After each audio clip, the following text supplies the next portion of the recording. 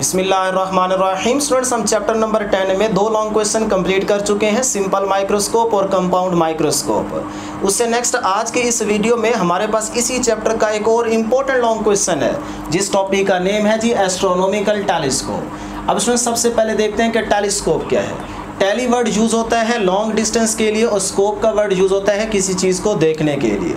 यहाँ से आपको इसका मीनिंग क्लियर हो गया कि ये एक ऑप्टिकल डिवाइस है जिसको हम यूज़ करते हैं एक लॉन्ग डिस्टेंस पे किसी ऑब्जेक्ट को बिल्कुल क्लियर देखने के लिए। अब स्टूडेंट्स, इस टेलीस्कोप को एस्ट्रोनॉमिकल टेलीस्कोप क्यों कहा जाता है?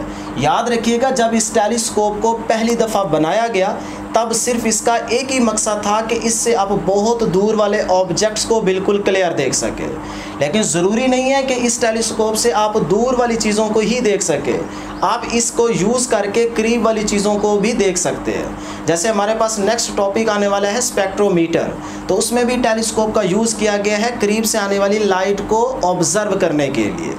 तो याद रखिएगा, इससे आप दूर की चीज़ों को भी देख सकते हैं, करीब की चीज़ों को भी देख सकते हैं। लेकिन स्टूडेंट्स, जब इसको पहली दफ़ा बनाया गया तब सिर्फ इसका एक ही मकसद था कि इससे आप बहुत दूर वाले ऑब्जेक्ट्स को बड़ा करके देख सके। तो इसीलिए इसका नाम क्या है? Astronomical telescope. वो एस्ट्रोनॉमिकल ऑब्जेक्ट्स कौन से हैं जिसमें आपके पास सन है, स्टार्स हैं, तो देखो बहुत डिस्टेंस पे हैं। तो इनको देखने के लिए पहली दफ़ा जब इस टेलीस्कोप को बनाया गया तो इसका नाम रखा गया एस्ट्रोनॉमिकल टेलीस्कोप। अब स्टूडेंट्स, यहाँ पे याद रखिएगा, बड़ा इंपॉर्टेंट पॉइंट है कि प्रीवियस टॉपिक के अंदर आप पढ़ चुके हैं माइक्रोस्कोप और आज आप पढ़ रहे हैं टेलीस्कोप। तो इन दोनों में क्या डिफरेंस होगा?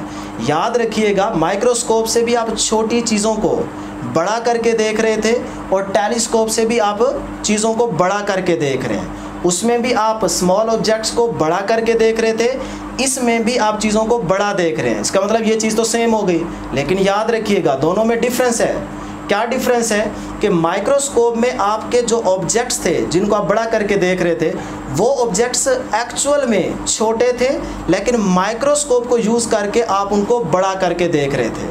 लेकिन टेलीस्कोप में जिनको आप बड़ा करके देख रहे हैं वो ऑब्जेक्ट्स एक्चुअल में बड़े हैं, छोटे नहीं हैं। देखें, सन, स्टार्स, ये एक्चुअल में तो बड़े हैं ना, लेकिन लॉन्ग डिस्टेंस की वजह से ये आपको छोटे नज़र आ रहे हैं। जब आप टेलीस्कोप से देखते हैं तो ये आपको बड़े ही नज़र आते हैं। तो दोनों में काम एक ही है कि आप बड़ा करके देख रहे हैं। लेकिन याद रहे, माइक्रोस्कोप में जिन ऑब्जेक्ट्स को आप बड़ा करके देख रहे हैं वो ऑब्जेक्ट पहले से एक्चुअल में छोटे होते हैं, लेकिन टेलीस्कोप में जो आप ऑब्जेक्ट्स बड़ा करके देख रहे होते हैं वो ऑब्जेक्ट्स एक्चुअल में बड़े ही होते हैं। लॉन्ग डिस्टेंस की वजह से वो आपको छोटे नज़र आ रहे होते हैं। अब लॉन्ग डिस्टेंस की वजह से वो आपको छोटे नज़र क्यों आते हैं, ये आपके माइंड में क्वेश्चन होगा।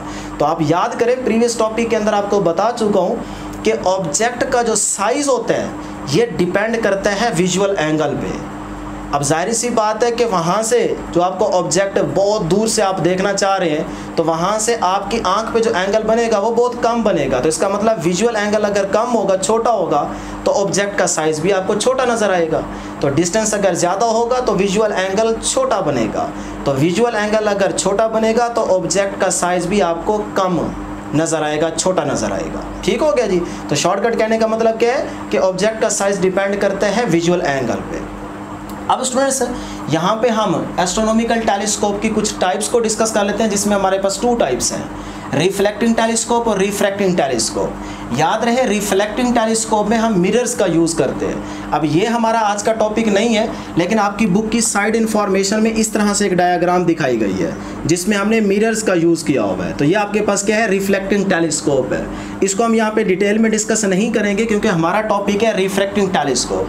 तो रिफ्रैक्टिंग टेलीस्कोप में हम लेंसेज का यूज़ करते हैं। तो मेरे पास एक्चुअल में तो यहाँ पे टेलीस्कोप है नहीं, मैं आपको दिखाता कि किस तरह से लेंस यूज़ किए गए, लेकिन इस टेलीस्कोप की रे डायग्राम में आप देख सकते हैं कि हमारे पास 2 लेंसेज यूज़ किए गए हैं, एक ऑब्जेक्टिव लेंस और दूसरा आई पीस लेंस। इसी तरह आप याद करें, प्रीवियस टॉपिक कंपाउंड माइक्रोस्कोप में भी आपके पास 2 लेंस थे, एक आई पीस और एक ऑब्जेक्टिव। लेकिन फ़र्क है दोनों में, कंपाउंड माइक्रोस्कोप में ऑब्जेक्टिव लेंस थिक था और आई पीस लेंस थिन था। लेकिन आज के इस टॉपिक में गौर करें, ऑब्जेक्टिव लेंस थिन है जबकि आई पीस लेंस थिक है। ये है दोनों टॉपिक्स में डिफरेंस। ठीक हो गया। एक और डिफरेंस बताता चलूँ कि जो माइक्रोस्कोप और टेलीस्कोप में है, माइक्रोस्कोप में आप डिस्टेंस को कम ज़्यादा कर सकते हैं, यानी कि माइक्रोस्कोप है, आपका ऑब्जेक्ट लेट्स सपोज यहाँ पे पड़ा है, तो आप इस माइक्रोस्कोप को थोड़ा आगे कर दें तो देखें डिस्टेंस को आप कम ज़्यादा कर सकते हैं। लेकिन टेलीस्कोप के केस में ऐसा नहीं हो सकता। टेलीस्कोप क्योंकि डिस्टेंस बहुत ज़्यादा होता है, तो आप टेलीस्कोप को थोड़ा यहाँ से उठा के यहाँ रख देंगे बस, तो डिस्टेंस में इतना चेंज नहीं आएगा। तो टेलीस्कोप में आप डिस्टेंस को चेंज नहीं कर सकते, माइक्रोस्कोप में आप डिस्टेंस को चेंज कर सकते हैं। तो ये भी एक मेन डिफरेंस याद रखिएगा। अब स्टूडेंट्स बड़ा इंपॉर्टेंट पॉइंट है, focal length of the objective lens greater होगी focal length of the eyepiece lens. अब ये आप कहाँ से समझेंगे, बड़ा इंपॉर्टेंट पॉइंट है, एंड में बताएंगे कि इसकी फोकल लेंथ ऑब्जेक्टिव की ज़्यादा क्यों होनी चाहिए। लेकिन फिलहाल यहाँ पे देख लें कि ये हमारे पास ऑब्जेक्टिव लेंस है, तो यहाँ से लेके यहाँ तक की ये फोकल लेंथ ऑब्जेक्टिव लेंस की है, और यहाँ से लेके यहाँ तक इस पॉइंट तक की ये हमारे पास फोकल लेंथ है आई पीस लेंस की। तो देख ले फोकल लेंथ आई पीस लेंस की कम है और ऑब्जेक्टिव लेंस की फोकल लेंथ क्या है, ज़्यादा। अब ये ज़्यादा क्यों है ऑब्जेक्टिव लेंस की, क्योंकि ये थिन है, लास्ट टाइम बता चुका हूँ। थिन लेंस की फोकल लेंथ ज़्यादा होती है क्योंकि जो रेज आ रही होती है वो बहुत दूर जाके कन्वर्ज होती है, और थिक लेंस की फोकल लेंथ क्या होती है, कम होती है। अब स्टूडेंट्स यहाँ पे आपने इंपॉर्टेंट पॉइंट नेक्स्ट वाला देखना है, नॉर्मल एडजस्टमेंट।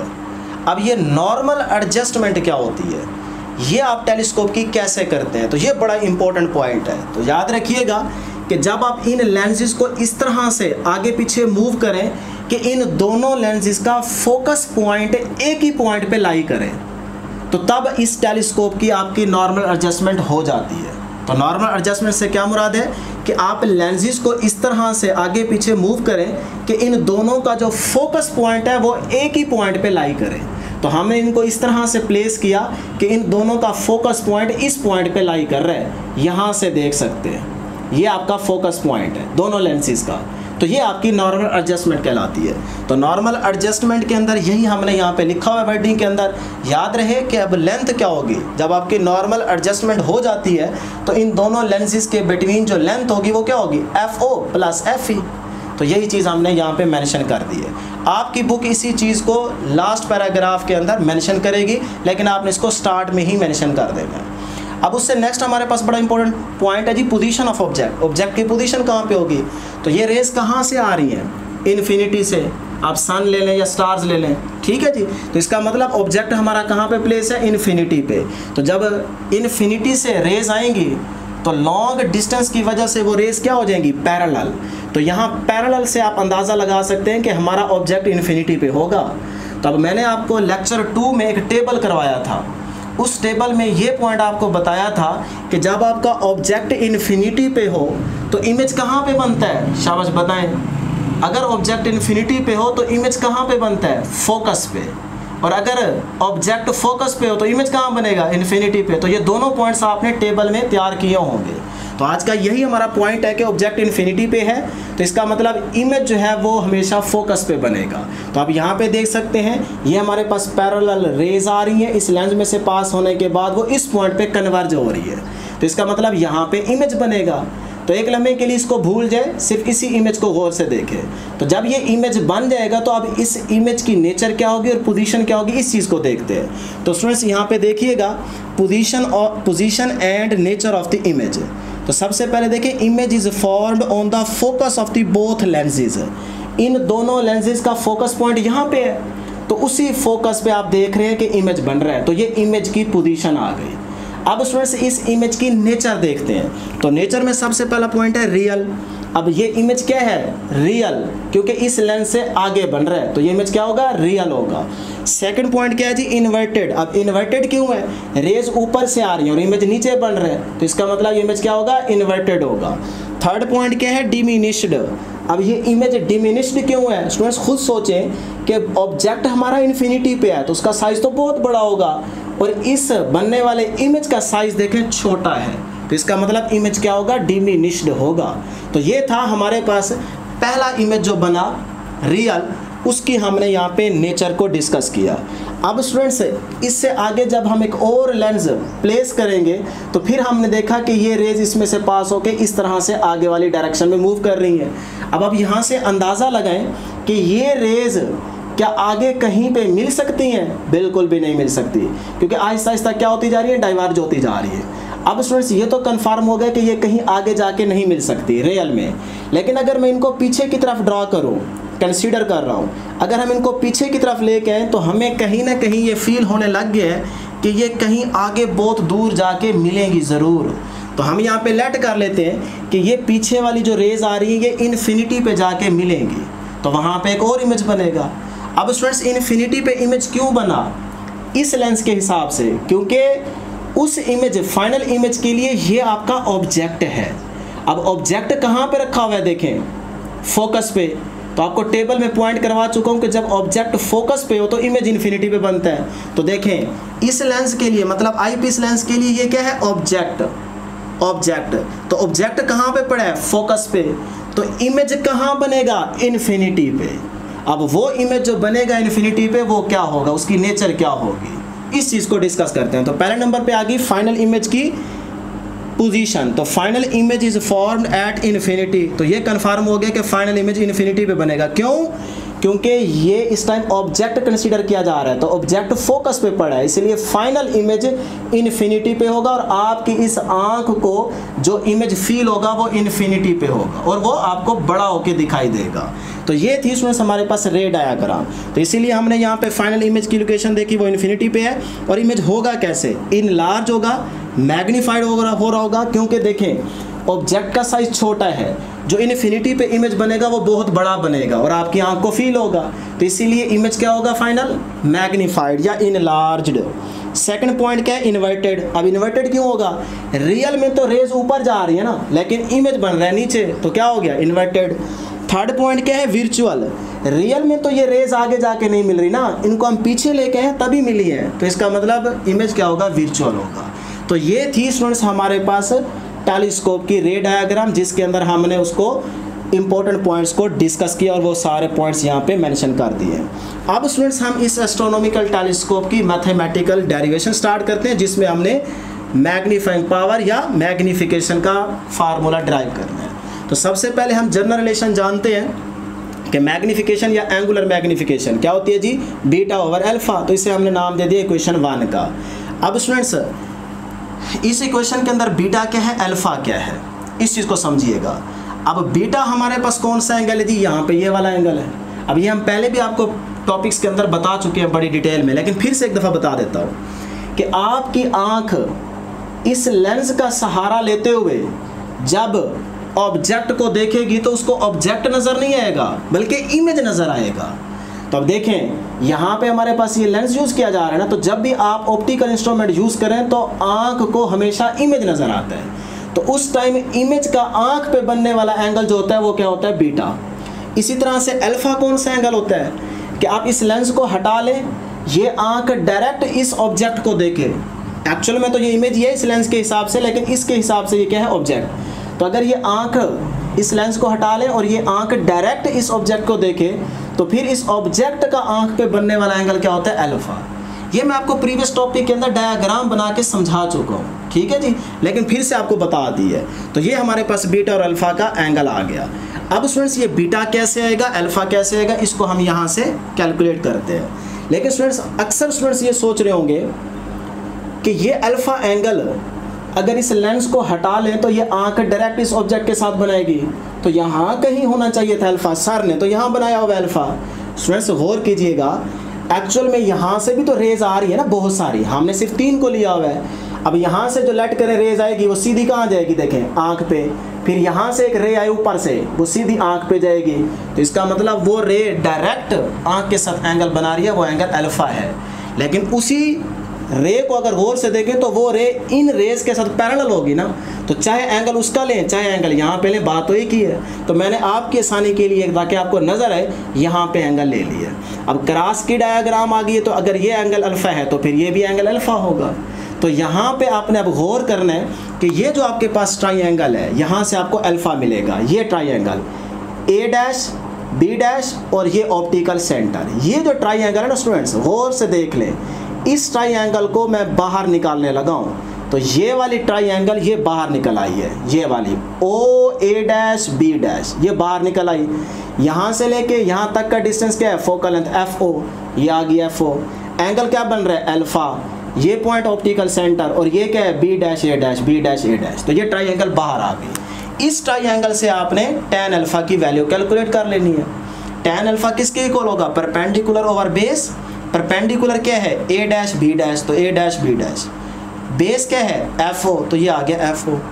अब स्टूडेंट्स tan अल्फा और अल्फा की वैल्यू सेम या नियरली इक्वल होती है जब आप एंगल स्मॉल ले रहे होते हैं। तो for small angle tan alpha जो है वो अल्फा के इक्वल हो जाएगा, तो alpha is equal to A dash B dash over F O आ जाएगा। ये आ गया जी हमारे पास अल्फा की वैल्यू।